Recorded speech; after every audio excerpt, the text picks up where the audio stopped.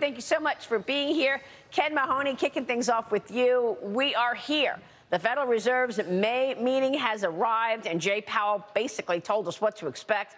50 basis point hike that they will announce tomorrow. How do you think stocks react?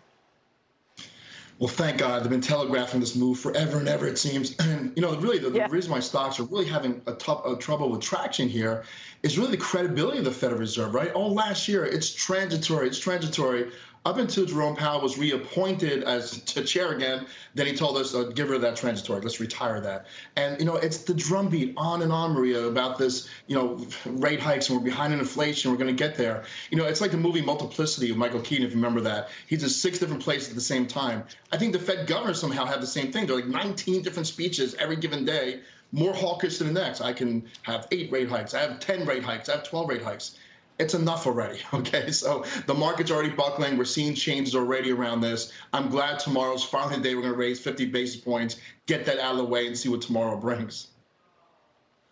Well, get it out of the way, Ken, but at the same time, there is an impact. I mean, this is the top story here at this conference. You've got everybody from, money managers of equities to private equity guys and private family office heads talking about a different environment because rates are making things more tough in real estate, in the broad economy. There's a debate about whether or not we're going to see a recession. Do you think we're headed for a recession?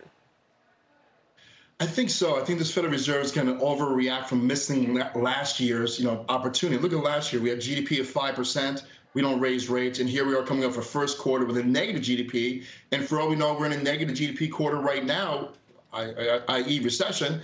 And now we're raising rates into perhaps a recession, 2 quarters in a row negative GDP. So to people you're meeting out there, Maria, to people we speak to, we hear real estate deals being unhinged in real time. We're finding other kind of cracks, that are happening because of higher interest rates. It's already happening, even though they've had a quarter rate hike. Tomorrow will probably be 50 basis points, probably next meeting 50 basis points. Things are starting to break already. Look at the equity markets. They're reacting like it's the financial crisis of 2008. I mean, April is the worst month since that time period. So there's already a great reaction around hiking rates and about rates going higher. And you're seeing it firsthand, the people you're speaking to. Well, look, the NASDAQ is down 20% year to date. We are in correction mode for the NASDAQ already. And then, of course, there's the earnings season, which so far has been okay. I mean, we just had on the screen Hilton had a miss. I'm surprised at the Hilton miss because people have been shifting money from, not buying stuff, but buying services and travel. Pfizer is kicking off the earnings this morning, along with Marathon Petroleum, Molson Coors, Estee Lauder, all reporting quarterly results this morning. And then after the bell, we'll hear from Starbucks, Airbnb, and Lyft. Ken, how would you assess the earnings period? But I guess more important question would be, what are you hearing out of guidance? What do these CEOs and management heads think the year will look like, 2022? There's a great degree of uncertainty, and we saw that in Apple's report. That's probably the poster child of the guidance or the visibility. And, Apple is basically saying, hey, we have supply chain disruptions in this quarter, probably lead into the quarter that we're in right now. We hope that bottleneck kind of evaporates or at least slows down a little bit for the second half of the year. So I think Apple is one of those companies, again, obviously we have to respect it, heavily weighted in all the different indexes, obviously.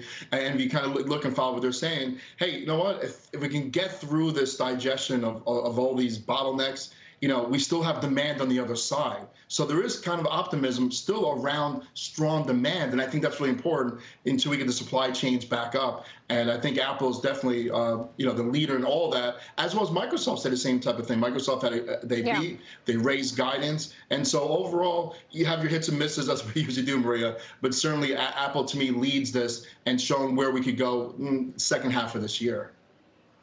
Well, look.